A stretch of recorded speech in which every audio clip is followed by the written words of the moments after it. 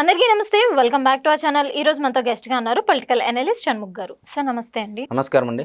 Sir, SRI అనే అంశం ఇప్పుడు రాజకీయాల్లో ముఖ్య అంశంగా మారిపోయింది. అటు ఆంధ్రప్రదేశ్ రాజకీయాల్లో కూడా ఈ అంశం పైన చర్చలు జరుగుతున్నాయి. అటు వైసీపీ నాయకులకి లేదా ఇటు టీడీపీ నాయకులకి ఈ అంశం పైన దిశానిర్దేశం ఇవ్వడం జరిగింది. అంటే అసలు దీని గురించి మీరేమంటారు? ముందుగా ఎస్ఐఆర్ అనే అంశం గురించి చెప్పేదానికంటే ముందు ఈ ఎస్ఐఆర్ గురించి ఈరోజు ఇది ఇంతటి ప్రాధాన్యత సంతరించుకునేందుకు గల కారణాలు ఏంటి అనేది కూడా మనము ప్రజలకు చెప్పాల్సినటువంటి ఆవశ్యకత ఎంతైనా ఉంది. సరే, మరి ఒకసారి రాహుల్ గాంధీ గారు చేసినటువంటి వ్యాఖ్యలు పార్లమెంటులో, మరి ఆయన కొన్ని ప్రెస్ మీటుల్లో చేసినటువంటి వ్యాఖ్యలు, అదేవిధంగా జగన్మోహన్ రెడ్డి గారి గురించి కూడా ఇక్కడ చెప్పాల్సినటువంటి అవసరం ఎంతైనా ఉంది. మొదటగా రాహుల్ గాంధీ గారు భారత్ జోడో యాత్ర తర్వాత ఆయనకు ఈ ఎన్నికల ఫలితాలు వచ్చిన తర్వాత కొన్ని అనుమానాలు రావడం జరిగింది. ఒక కమిటీ వేయడం జరిగింది. సో ఒక 6 మందితో కూడినటువంటి కమిటీ కర్ణాటక రాష్ట్రంలో ఉన్నటువంటి బెంగళూరు సెంట్రల్ లోక్సభ స్థానాన్ని మీద ఒక ప్రయోగాత్మకంగా ఆ లోక్సభ కాన్స్టిట్యుయెన్సీలో ఈ 6 మందితో కూడినటువంటి కమిటీ ఎంక్వైరీ చేయడం, అంటే విచారణ చేపట్టడం జరిగింది. అసలు ఎన్ని ఓట్లు ఉన్నాయి, ఏంటి, మరణించిన వారి ఓట్లు, వలస వెళ్ళినటువంటి వారి ఓట్లు, అసలు కొత్తగా వచ్చినటువంటి ఓట్లు, ఈ ప్రాంతం ఓట్లే ఉన్నాయా లేకపోతే వేరేటి ఉన్నాయా, అడ్రస్ చేంజ్లు అని చెప్పేసి మొత్తం ఒక 6 నెలలు డిగ్ చేసి, అంటే తవ్వి చూస్తే రాహుల్ గాంధీ గారికి అర్థమైంది ఏంటంటే ఓట్ చోరీ అని చెప్పేసి ఆయన ఈ 5 రాష్ట్రాల ఎన్నికల ముందు, అనగా పశ్చిమ బెంగాల్, బీహార్ ఎన్నికల ముందు ఆయన ఓట్ చోరీ అని చెప్పేసి ఒక క్యాంపెయినింగ్ మొదలు పెట్టడం జరిగింది. సరే, మరి దీనిపైన చాలామంది రాజకీయ విశ్లేషకులు వాదోపవాదనలు చేశారు, ఎవరి అభిప్రాయం వాళ్ళు తెలియజేశారు. సో మరి ఇది సీరియస్గా తీసుకున్నటువంటి, అంటే కేంద్ర ఎన్నికల సంఘం commissioner Gyanesh Kumar versus all over ఇండియాలో ఉన్నటువంటి ప్రతిపక్ష పార్టీలు వర్సెస్గా ఈ అంశం నడిచింది. సో అందువల్ల ఈ ఎస్ఐఆర్ ప్రక్రియ అనేది కేంద్ర ఎన్నికల సంఘం అనేది ఒక చాలా ఇంపార్టెంట్గా తీసుకోవడం జరిగింది.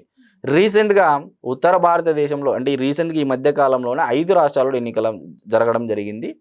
బీహార్, పశ్చిమ బెంగాల్, ఉత్తరప్రదేశ్, ఈ 3 రాష్ట్రాలనే మనం చూసుకున్నట్లయితే బీహార్లో వచ్చేసి 47 లక్షల ఓట్లు తీసివేయడం జరిగింది. దొంగ ఓట్లు, మరణించినటువంటి ఓట్లు, లేకపోతే వలస వెళ్ళినటువంటి వారు ఈ హౌస్ మ్యాపింగ్ చేసేసి, సో ఏంటి, ఎక్కడ ఎవరున్నారు ఏందనేది అన్ని ఓట్లన్నీ చూసుకొని 47 లక్షల ఓట్లు తీసివేయడం జరిగింది.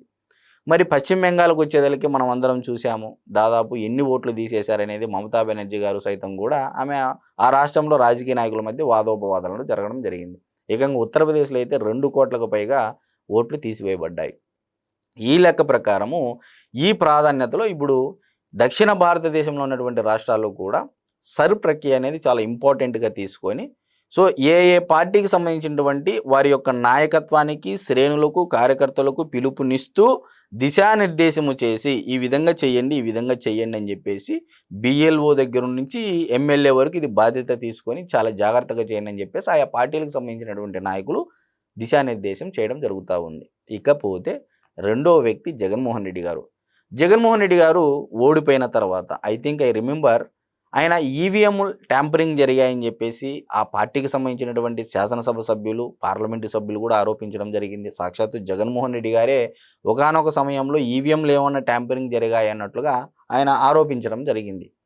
సరే, మరి ఈవీఎంలతో గెలిచారని చెప్పేసి వాళ్ళు అన్నప్పటికీ ఇప్పుడు రీసెంట్గా ఆయన ప్రెస్ మీట్లో ఏమంటున్నారు, ఓట్లు పెరగడం ద్వారా ఓడిపోయారు, ఓట్లు తగ్గడం ద్వారా ఓడిపోయారని చెప్పేసి కూడా అనడం జరిగింది. అంటే జగన్మోహన్ రెడ్డి గారి యొక్క స్పష్టత లేనటువంటి విధానం అనేది ఇక్కడ మనం ప్రధానంగా గమనించుకోదగ్గ విషయం అని చెప్పేసి నేను చెప్పదలుచుకున్నటువంటి అంశం. ఎందుకంటే ఫస్ట్ ఈవీఎం అని చెప్పేసి జనాలను ఒక మైండ్ ట్యూనింగ్ చేశారు. దాని తర్వాత ఇప్పుడు ఓట్లు పెరగడం ద్వారా తగ్గడం ద్వారా కూడా రెండూ డేంజర్ అని చెప్పేసి కూడా జగన్మోహన్ రెడ్డి గారు చెప్పడం జరిగింది. అంటే ఓట్ చోరీ అనేది డైరెక్ట్గా చెప్పకోకుండా, రాహుల్ గాంధీ గారు చేసినటువంటి వ్యాఖ్యలు చెప్పకోకుండా ఆయన పెరగడం ద్వారా తగ్గడం ద్వారా రెండూ డేంజర్ అని చెప్పి చెప్పడం జరిగింది. ఇకపోతే ఎస్ఐఆర్ అనేది ఈ మధ్యకాలంలో మీరు జగన్మోహన్ రెడ్డి గారు I remember Tirupati by election జరగడం జరిగింది. జగన్మోహన్ రెడ్డి గారు ముఖ్యమంత్రిగా జరిగినప్పుడు తమిళనాడు రాష్ట్రం నుంచి ఓటర్లు ఇక్కడికి వచ్చి ఓట్లు వేయడం జరిగింది. అంటే ఇలాంటి ప్రక్రియ ఎస్ఐఆర్ చేపట్టిన తర్వాత ఇలాంటి అవకాశాలు చాలా తక్కువ ఉంటాయనేది ఇక్కడ నేను చెప్పదలుచుకున్నటువంటి అంశం. సో ఇప్పుడు ఆల్రెడీ వైసీపీ పార్టీ వచ్చే ఎన్నికల కోసం ఆల్రెడీ పొలిటికల్గా సైలెంట్గా గ్రౌండ్ వర్క్ సిద్ధం చేసుకున్నట్లు ఉంది అని చెప్పేసి ఆల్రెడీ రాజకీయ వర్గాలు విపరీతంగా చర్చ జరుగుతూ ఉంది. ఇటువంటి నేపథ్యంలో ఇటువంటి పరిస్థితుల్లో మనం ఏమాత్రం ఏమరపాటుగా ఉన్నా ఈసారి ప్రతిపక్షము ఎన్నో కుట్ర వ్యూహాలు పన్నుతూ ఉంది.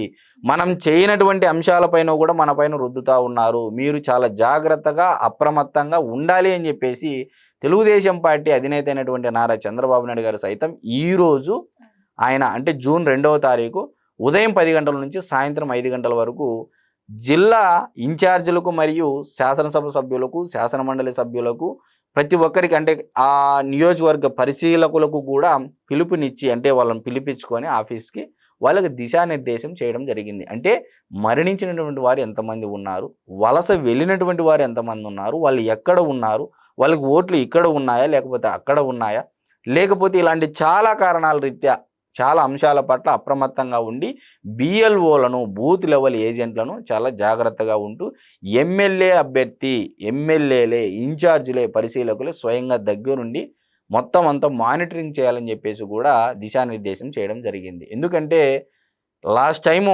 2019లో ఏ విధంగా జరిగింది, 2024 ఏ పార్టీ గెలిచినా ఓడినా ఈవీఎంల మీద నెట్టడం అనేది ఒక పరిపాటిగా మారిపోయింది అనేది ప్రజల్లో ఉన్నటువంటి ఒక అభిప్రాయం. సో ఇప్పుడు ఏంటంటే ఈ ఎస్ఐఆర్ ప్రక్రియ చేపట్టిన తర్వాత ఇప్పుడు మమతా బెనర్జీ గారు సైతం కూడా ఈవీఎం ట్యాంపరింగ్ అనేమి అనట్లేదు, రాహుల్ గాంధీ గారు కూడా ఈ మధ్య ఈవీఎం ట్యాంపరింగ్ ఏమీ అనట్లేదు.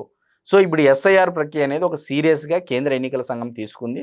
సో ఇప్పుడు రాష్ట్రంలో కూడా రాబోయే రోజుల్లో జరుగుతుంది. 2027లో జనాభా గణన జరిగిన తర్వాత ఎస్ఐఆర్ ప్రక్రియ కూడా ఇది ఒక రాజకీయ పార్టీలకు సంబంధించినటువంటి ముఖ్యమైన అంశం కాబట్టి ఖచ్చితంగా చేపడతాయి.